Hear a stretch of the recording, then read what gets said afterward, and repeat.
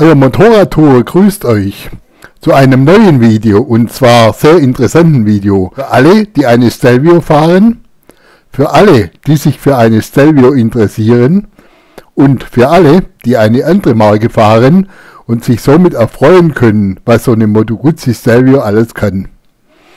Also, wenn euch das interessiert, bleibt da dran. Ich würde mich freuen. Daumen nach oben wäre natürlich super. Abonnement des Kanals noch besser.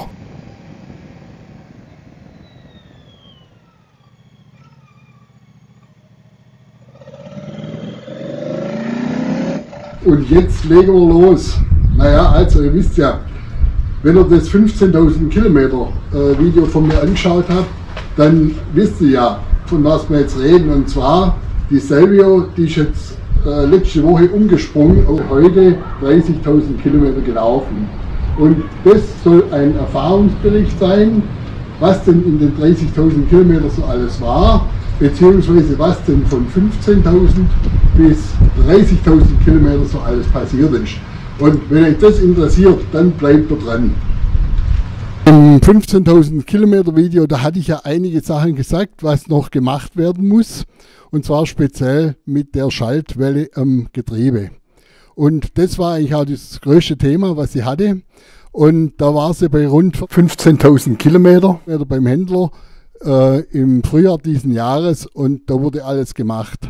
Da hing sie also bei meinem Freund Roland in der Werkstatt. Motor hat er komplett ausgebaut, um besser an das Getriebe ranzukommen. Und ihr seht schon, diese Schaltklaue wurde dann ersetzt und danach ging alles wieder wunderbar.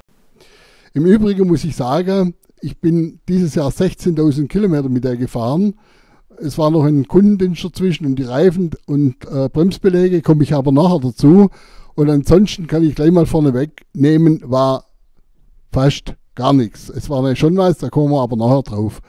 Ich gehe jetzt auch nicht auf die technische Gegebenheiten und so weiter ein, sondern ich möchte jetzt einfach ein paar Themen ansprechen, die euch vielleicht interessieren und die euch vielleicht auch wichtig sind. Vielleicht, wenn ihr euch auch interessiert für so eine Moto Guzzi, ist es ja immer wichtig, das zu wissen, was denn so alles läuft und wie zuverlässig das sie denn ist.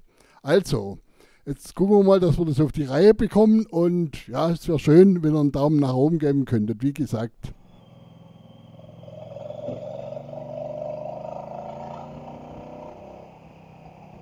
Ich möchte was sagen zu dem Thema Touren, Alltagstauglichkeit und zu den verschiedenen Wetterbedingungen, in denen ich gefahren bin. Fangen wir mal an mit den Touren. Also ich war mit der Stelvio zweimal in Frankreich, einmal im Vercors, einmal in den Westalpen. Dann war ich mit der, ich glaube, zweimal oder dreimal am Gardasee unten, beziehungsweise in die Dolomiten. Und jetzt im Oktober, Anfang Oktober, war nochmal diese tolle Tour mit den anderen Stelvisti im Friaul. Also mich hat es wirklich gewundert, wo die dieses Jahr die 16.000 Kilometer her hat, weil ich sonst kaum was gefahren bin. Aber es hat sich einfach addiert und ja, dann gibt es halt einfach die Kilometer. Und die Wetterbedingungen, wo ich gefahren bin, ich hatte also so ziemlich alles dabei. Bis auf Schneefall, aber Starkregen, Regen, Hitze, Wind, also wirklich alles. Sie hat mich immer wieder gut nach Hause gebracht, und das ist für mich das absolut Wichtigste. Sie war auf meinen Touren immer absolut problemlos und hat keine Zicken gemacht, Sprit rein, und das war's. Ölverbrauch übrigens über die 30.000 Kilometer für mich nicht messbar. Zu dem Öl selber komme ich nachher bei der Wartung auch noch drauf. Ich habe euch ja schon gesagt, dass diese 30.000 Kilometer und 30.000 Kilometer in 1,5 Jahren, das ist auch wirklich schon ein Wort. Ich hatte zwar auch schon Motorräder, wo ich etwas mehr gefahren bin, aber das ist trotzdem sehr viel, finde ich, für mich jetzt. Ja. Und man muss natürlich eins sagen, dass die meisten Kilometer sind auf Touren entstanden. Ich würde es mal so sagen, ich habe vielleicht 15% Autobahnanteil für die An- und Abfahrt, vielleicht auch 20%. Und dann habe ich wahrscheinlich so 40-50% Landstraße und Bundesstraße, und der Rest sind Passstraßen überall in Europa, wo ich unterwegs war, also kleine Passstraßen, ihr könnt es ja auch auf den anderen Videos von mir sehen, wo wir da unterwegs waren. Und das ist auch das, wo sie hingehört. Jetzt möchte ich euch mal noch so ein paar Sachen zeigen nach 30.000 Kilometern. Also fangen wir mal an mit den Schaltern und den Griffen. Da ist wirklich null Abnutzung da. Und genau so stelle ich mir das vor. Wirklich null und eigentlich alles perfekt. Ansonsten auch hier unten am Motor sind keinerlei Rost oder irgendwas an den Schrauben. Also das ist eigentlich genau, wie man das haben möchte. Eigentlich perfekt. Wirklich absolut perfekt. Ich finde es richtig toll, was Moto Guzzi da gemacht hat. Ab und an hört man auch von Maschinen, die Probleme mit den Bremsscheiben, mit den Flutern hatte ich jetzt gar nicht. Hat alles perfekt funktioniert. Sitzposition, muss ich sagen, auch perfekt. Ich habe ja den beheizten Sitz, habe ich auch etliche Male gebraucht. Da ist jetzt auch nichts verschliffen, nichts zusammengesessen. Perfekt. Die Koffer, die haben auch gehalten, also da ist nichts weggeflogen. Ich spiele jetzt auf ein anderes Fabrikat an, das merkt ihr schon, und auch kein Relais ist mal abgebrannt oder sonst was. Das hat alles gepasst.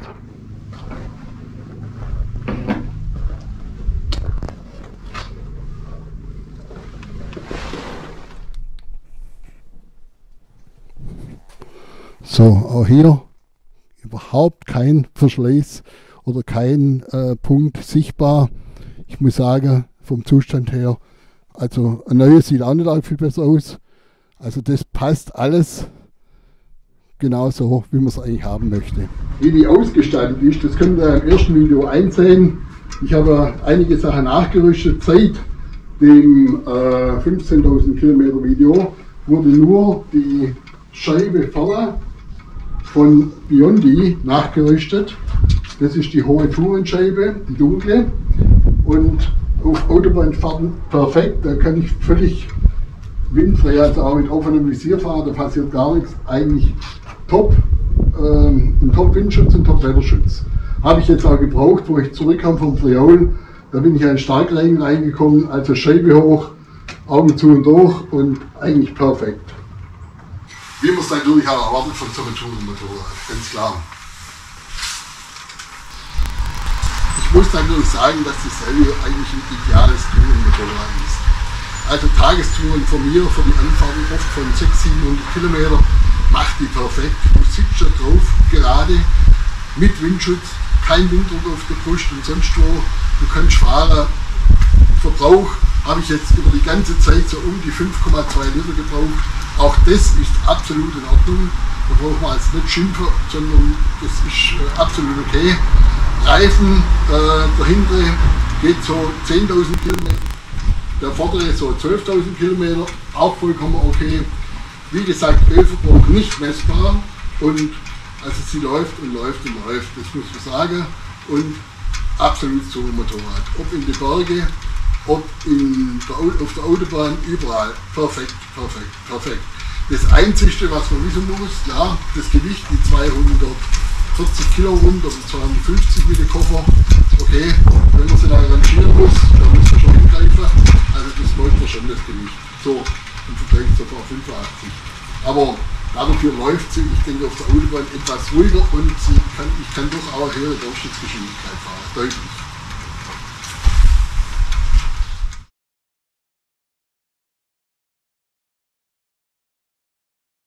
Ich möchte aber jetzt nicht nur ein Torlob aussprechen, sondern es waren ja auch schon ein paar Sachen. Und zwar, ich hatte in dem letzten Video bei 15.000 Kilometer gesagt, okay, wir hatten das Thema mit der Schaltwelle und mit dem Getriebe, das doch gerichtet werden musste, und auch mit dem Ölverlust im Nebel rechts am Zylinder. Also da ist Folgendes dabei rausgekommen: bei der Demontage war so, dieses Schaltwellenteil, das ja wirklich ein ganz günstiges Teil war, das war, ich denke, ein Montagefehler. Vermutlich ist das irgendwie bei der Montage zu Schaden gekommen, das heißt, da war eine Kerbe drin, und immer wenn das Getriebe in der Stellung von der Kerbe war, konnte ich nämlich schalten. Also seitdem jetzt das gerichtet ist, auch der Quickshifter und alles das funktioniert super. Für diejenigen, die da drum haben in dem Getriebe, kann ich nur empfehlen, fahr mal eine neue GS oder eine neue RT 1300 GS oder R1300 RT. Und also das Getriebe und die Getriebe, die sind auch nicht anders, wenn sie geschaltet sind. Also das muss man ganz klar sagen. Und also mittlerweile ist so, nachdem beim Kundendienst auch ein anderes Öl, ich fahre jetzt ein Totalöl. Ne, ich fahre jetzt ein Öl von 11 und zwar 10W50, das beide Spezifikationen erreicht. Und seitdem das drin ist, ist der mechanische Lauf von dem Motor zum einen deutlich besser geworden und zum anderen ist auch das Getriebe deutlich besser zu schalten, finde ich. Vielleicht ist auch nur ein subjektiver Eindruck, aber auf jeden Fall hat sich das verändert zu vorher. So, dann hatten wir ja rechts am Zylinderkopf den Ölnebel. Und hätte ich wahrscheinlich, wie im ersten Video schon gesagt, überhaupt nicht bemerkt, wenn mich mein Händler da nicht darauf aufmerksam gemacht hätte. Und da war es dann so, nachdem er den Zylinderkopf abgebaut hat und die Dichtung ausgebaut hat, ja, man muss ja sagen, er ist 100% genau. Hat er die Dichtungen vermessen, hat eine neue Dichtung bestellt, die kam dann auch. Und siehe da war wohl ein Satz Dichtungen falsch. Also das heißt, die Dichtung hat nicht zur Vorgabe von Moto-Guzzi gepasst. Wahrscheinlich falsch verpackt, aber ich weiß nicht, was da passiert ist. Auf jeden Fall hat er eine dünnere Dichtung nachbestellt und seitdem ist das Thema durch. In dem Zusammenhang wurden auch die Steuerzeiten und die Ventile natürlich eingestellt. Also das war das war eine ganz tolle Sache und seitdem läuft die auch. Ich hatte so das Gefühl, auch jetzt im Friaul, also die läuft wie die Sau. Wirklich, muss ich so schwäbisch sagen, aber die geht von unten, die geht oben, also perfekt, richtig perfekt. Mit dem Einfüller des neuen Motoröls hat sich auch das Thema Trennen der Kupplung erledigt. Seit das Öl drin ist, kann ich die heiß fahren, wie ich möchte. Ich ziehe die Kupplung und die bleibt stehen, läuft nicht mehr nach vorne. Also da hat das Öl wirklich schon maßgeblich dazu beigetragen. Ursprünglich war ein Öl von Motul drin, das 300V, das ist ein Racingöl.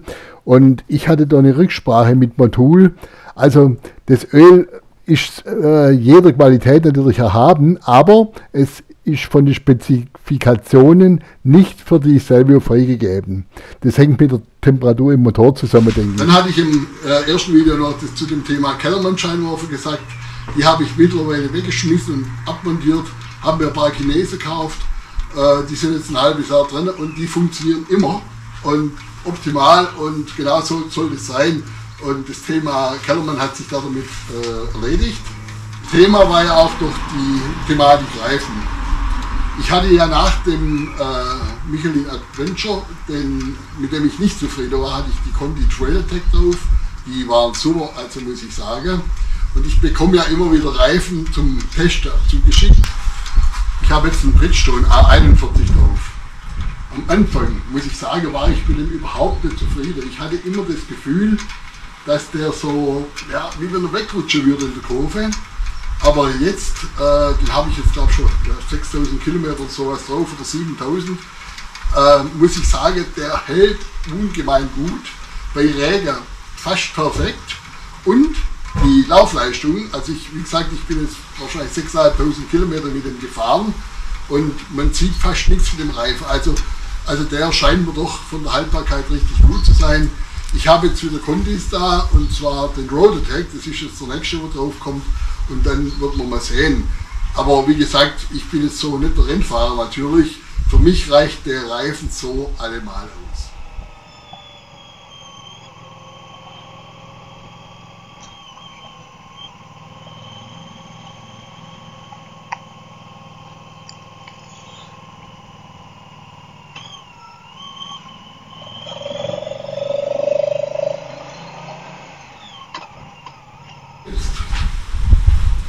Und jetzt gucken wir mal auf den schlauen Zettel, was da so noch alles drauf steht, weil ich habe ja schon wie beim ersten Mal alles dokumentiert, wann was war und dann kriegt ihr da jetzt mal nähere Informationen. Also das meiste sind immer wieder Eintragungen wegen den Nebelscheinwerfern oder Zusatzleuchten, das lasse ich aber jetzt mal weg. weil das hat nichts mit der Sache zu tun, mit der Moto Guzzi, da kann die auch nichts dafür. Das war einfach ein Fehler vom Produzenten von den Dingern. So, und jetzt kommen wir mal zu den anderen Sachen. So, bei 19.485 Kilometer habe ich dann die vorderen Bremsplätze ersetzen lassen. Und zwar, es ist einfach so, ich habe gesehen am Behälter der Bremsflüssigkeit, dass der wirklich richtig leer geworden ist. Und das deutet dann ja schon darauf hin, dass die Beläge runter sind. Und war dann beim Roland, also bei meinem Händler, der hat sich das angeschaut und hat dann auch nicht die originalen Moto Guzzi-Beläge, die wirklich schweineteuer sind, eingebaut, sondern die Bremsbeläge von Lucas MCB 856. Die sind circa halb so teuer wie die Originalbeläge. Originalbeläge greifen deutlich besser wie die Zubehörbremsbeläge. Ich vermute einfach, dass die Originalbeläge weicher sind und somit auch besser greifen. Die hier greifen zwar auch, also ich kann die immer abbremsen, das ist natürlich klar, aber die Verzögerung ist anders.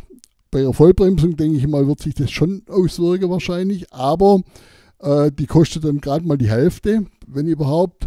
Und ich denke von der Haltbarkeit her wahrscheinlich sogar noch besser wie die Originalbeläge. Also ich muss auch sagen, ich hatte noch nie ein Motorrad, wo die plus 20.000 gehalten haben. Obwohl ich ja eigentlich nicht so super wild fahre. Wild vielleicht schon manchmal, aber nicht super wild. Aber das hat sich dann so ausgewirkt und da wurden die halt ersetzt. Ansonsten kommt der nächste Eintrag erst bei 25.813. Das ist dann der nächste große Service, wo dann auch Ventile eingestellt werden, Kardanöl gewechselt und so weiter. Das ist so spät erfolgt, weil der erste Service ja auch etwas später erfolgte durch die Reparaturarbeiten am Getriebe und am Zylinderkopf. So, da wurde dann Folgendes gemacht. Ventile eingestellt, Zinnkerzen erneuert, Luftfilter erneuert, Bremsflüssigkeit ersetzt, Kühlflüssigkeit ersetzt und jetzt kommt natürlich das andere, Steuerkettenspanner rechts ersetzt. Und zwar hatte ich immer wieder das Problem, dass der Steuerkettenspanner rechts ein Geräusch machte, wenn die kalt war und ich sie gestartet habe.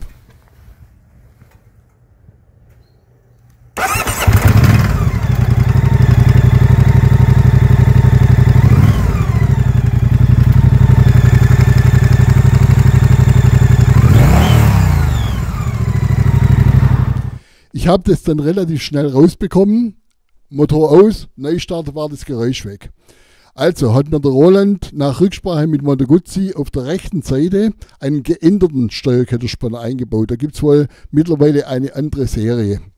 Und ja, der kam dann rein und in dem Zusammenhang hat er auch bemerkt, dass der Wasserkühler vorne undicht war. Also der wurde auch im Rahmen des großen Kundendienstes auch mit ersetzt. Da sind so komische Schelle drauf, die man kaum mehr runterbringt und ja, auf jeden Fall war der halt undicht und den hat er halt mit ersetzt. So, dann kam der Steuerkettenspanner rein. Ich wollte 2 Wochen später ins Friaul fahren und ich kam dann raus, holte sie ab und sie lief wirklich schlecht an und ja, macht den Geräusch. Mal gucken, was passiert.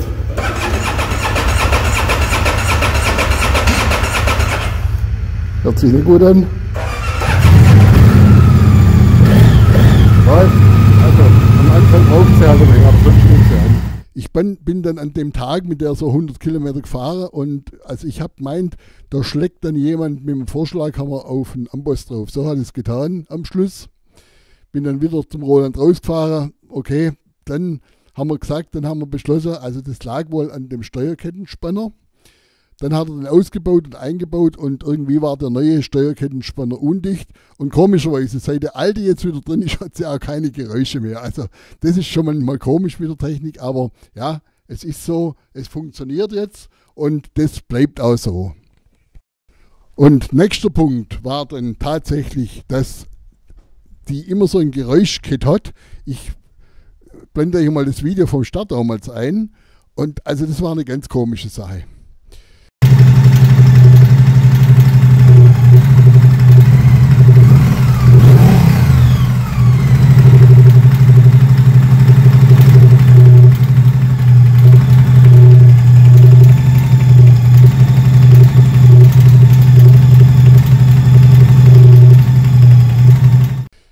So, Und der Roland hat dann mit Moto Guzzi nochmal telefoniert. Also die waren auch zuerst ratlos, haben aber dann wohl gesagt, da gibt es oben diese Dekompressionsventile oder Hebel, was weiß ich, die da für den Start zuständig sind, dass die nicht so schwer dreht.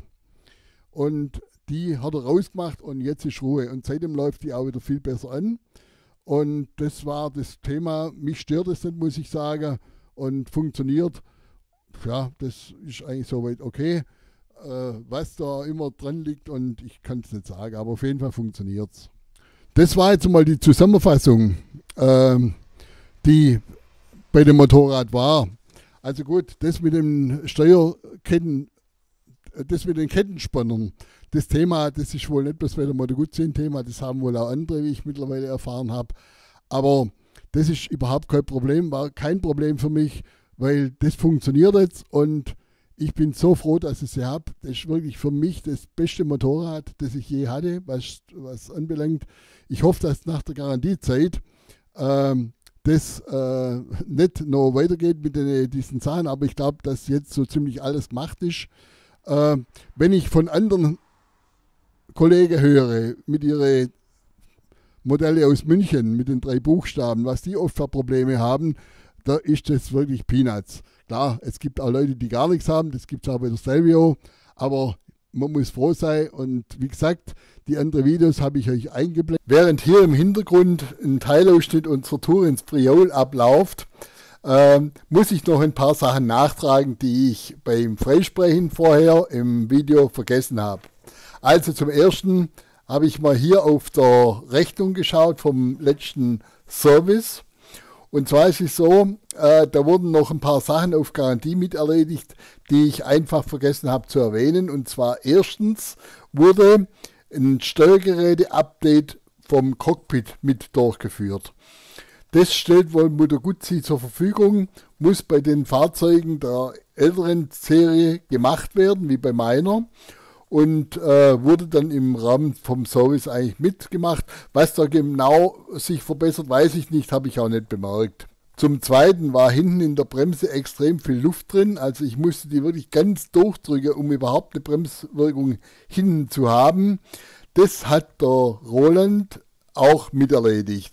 Das heißt, er hat die Bremsleitung abmontiert und das 2-3 Mal richtig entlüftet. Die funktioniert jetzt super. Also jetzt kann man sie auch wirklich als Bremse bezeichnen. Hinten, vorne ist sie sowieso jeder Kritiker haben eigentlich. Dann noch kurz, das darf ich nie vergessen, das Fazit und auch natürlich die Thematik 1000 PS. Also Leute von 1000 PS, ein perfektes Tourenmotorrad. Nicht ein gutes Motorrad, ein perfektes Tourenmotorrad. Und ich habe es im Video am Anfang schon gesagt, die hat mich immer wieder nach Hause gebracht. Das ist das Allerwichtigste und das beste Kompliment, was man dem Motorrad auch machen kann. Kurz noch ein Hinweis auf die Facebook-Gruppe. Die habe ich ja jetzt umbenannt. Die nennt sich jetzt Moto Guzzi Stelvio 2024 Europe, weil einfach sehr viele Leute aus Italien, aus Ungarn, aus Österreich, aus Belgien, aus Dänemark da drin sind und soll ja auch für die sein. Da findet ihr wirklich auch sehr viele Informationen zur Technik. Ich habe da unter anderem auch mal die Servicekosten aufgelistet, die findet ihr auch da drin, wenn ihr noch nicht Mitglied sein solltet, kostenlos natürlich. Also beim Service sieht so aus, die 12.000er Intervalle kosten komplett mit Öl und allem so 450 €. Die großen, wo dann auch die Ventile eingestellt werden und Kardanöl gewechselt wird, liegt so bei 700 €. Und jetzt kurz noch zu dem Öl, das habe ich auch in der Facebook-Gruppe schon mal aufgelistet und genannt. Also es ist folgendes. Ich hatte seinerzeit bei Motul angerufen, dem Öl betreffend, und da war dieses Motul 300 Racing Öl verbaut. Und das Öl ist wohl nicht so das Idealste für den Stelvio Motor. Das ist auch seitens Motul im Übrigen nicht freigegeben. Das 7100, das von Motul gibt, ist freigegeben. Ich habe mir jetzt von 11, von dem Motoröl, was ich eingebracht habe, die technische Beschreibung und die Freigabe geben lassen.